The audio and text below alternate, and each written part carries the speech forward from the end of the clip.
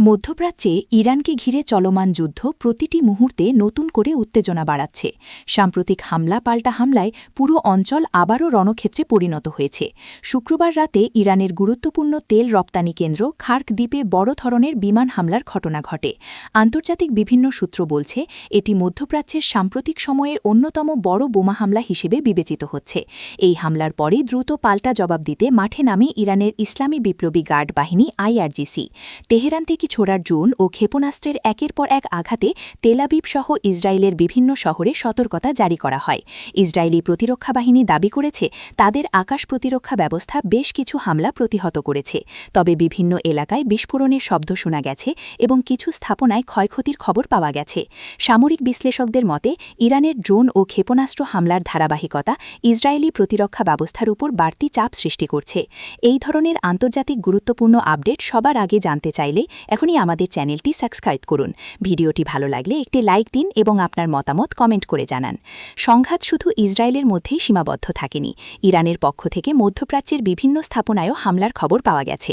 ইরাকের রাজধানী বাগদাদে অবস্থিত মার্কিন সামরিক ঘাঁটি লক্ষ্য করে ড্রোন হামলার ঘটনা ঘটেছে বলে বিভিন্ন সংবাদমাধ্যম জানিয়েছে। এছাড়া কুয়েতের একটি বিমান ঘাঁটিতে ক্ষেপণাস্ত্র হামলায় কয়েকজন সেনা আহত হওয়ার খবর পাওয়া গেছে। একই সঙ্গে কাতার ও সৌদি আরবের কিছু স্থাপনাতেও হামলার ঘটনা ঘটেছে বলে দাবি করা হয়েছে। এদিকে সংযুক্ত আরব আমিরাতের দুবাইল বন্দরের আশপাশের এলাকায় সতর্কতা জারি করা হয়েছে। ইরানের পক্ষ থেকে ওই এলাকায় অবস্থানরত জাহাজ ও স্থাপনাগুলোকে নিরাপদে সরে যাওয়ার নির্দেশ দেওয়ার কথাও বলা হয়েছে। ফলে উপসাগরীয় অঞ্চলে সামরিক ও বাণিজ্যিক নিরাপত্তা নিয়ে নতুন করে উদ্বেগ তৈরি হয়েছে। অন্যদিকে ইসরায়েলি সেনাবাহিনী দাবি করেছে তাদের সামরিক অভিযানে ইরানের সেনাবাহিনীর 2 শীর্ষ কর্মকর্তাকে হত্যা করা হয়েছে। এছাড়া জ্বালানি অবকাঠামো এবং সামরিক স্থাপনার পাশাপাশি ইরানের বিভিন্ন সরকারি ও বেসরকারি স্থাপনাও হামলার শিকার হয়েছে বলে খবর পাওয়া গেছে। মার্কিন সেন্ট্রাল কমান্ডের দাবি অনুযায়ী খার্ক দ্বীপে পরিচালিত হামলায় অন্তত 90টি সামরিক অবকাঠামো ধ্বংস হয়েছে। মার্কিন প্রেসিডেন্ট ডোনাল্ড ট্রাম্পও এ বিষয়ে বক্তব্য দিয়েছেন। সামাজিক যোগাযোগ মাধ্যম ট্রুথ সোশ্যালে দেওয়া এক বার্তায় তিনি বলেছেন, হরমুজ প্রণালী দিয়ে আন্তর্জাতিক তেল সরবরাহ সচল রাখতে প্রয়োজনে বিভিন্ন দেশ তাদের যুদ্ধজাহাজ পাঠাতে পারে। এই গুরুত্বপূর্ণ জলপথে কোনো ধরনের বাধা সৃষ্টি হলে তা বিশ্ব জ্বালানি বাজারে বড় প্রভাব ফেলতে পারে বলেও তিনি উল্লেখ করেন। এদিকে ইরানের পররাষ্ট্রমন্ত্রী আব্বাস আরাকচি মধ্যপ্রাচ্যের দেশগুলোকে তাদের ভূখণ্ড থেকে মার্কিন সেনাদের সরিয়ে দেওয়ার আহ্বান জানিয়েছেন। তিনি দাবি করেন ইরানের নতুন সর্বোচ্চ নেতা মোস্তফা খামেনির শারীরিক অবস্থা নিয়ে যে গুঞ্জন ছড়ানো হয়েছে তা সম্পূর্ণ ভিত্তিহীন।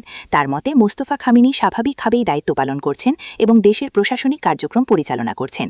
আরাকচি আরও জানান, হরমুজ প্রণালী দিয়ে তেলবাহী জাহাজ চলাচল এখনও স্বাভাবিক রয়েছে, তবে ইরানের শত্রুপক্ষের জাহাজ হলোর ক্ষেত্রে কঠোর নজরদারি অব্যাহত রয়েছে। এদিকে আরেকটি ফ্রন্টে লেবাননে হিজবুল্লাহর সঙ্গে লড়াই চালিয়ে যাচ্ছে ইসরায়েলি সেনাবাহিনী। সেখানে প্রতিদিনই নতুন করে সংঘর্ষের খবর পাওয়া যাচ্ছে এবং হতাহতের সংখ্যা দ্রুত বাড়ছে। এই পরিস্থিতিতে উত্তেজনা কমাতে কূটনৈতিক উদ্যোগ নেওয়ার চেষ্টা চলছে। ফ্রান্সের প্রেসিডেন্ট ইমানুয়েল ম্যাক্রো ইসরায়েল ও হিজবুল্লাহকে যুদ্ধবিরতি আলোচনার জন্য প্যারিসে আমন্ত্রণ জানিয়েছেন বলে জানা গেছে। সব মিলিয়ে মধ্যপ্রাচ্যের বর্তমান পরিস্থিতি অত্যন্ত জটিল ও অনিশ্চিত। একদিকে ইরান, অন্যদিকে ইসরায়েল ও যুক্তরাষ্ট্রের সামরিক তৎপরতা। সব মিলিয়ে পুরো অঞ্চল এখন চরম উত্তেজনার মধ্যে দিয়ে যাচ্ছে। প্রতিদিন নতুন নতুন হামলার খবর সামনে আসছে এবং আন্তর্জাতিক মহল গভীর উদ্বেগ নিয়ে পরিস্থিতির দিকে নজর রাখছে। এখন প্রশ্ন একটাই, এই সংঘাত কি আরও বড় আকার ধারণ করবে নাকি কূটনৈতিক আলোচনার মাধ্যমে পরিস্থিতি ধীরে ধীরে শান্ত হবে?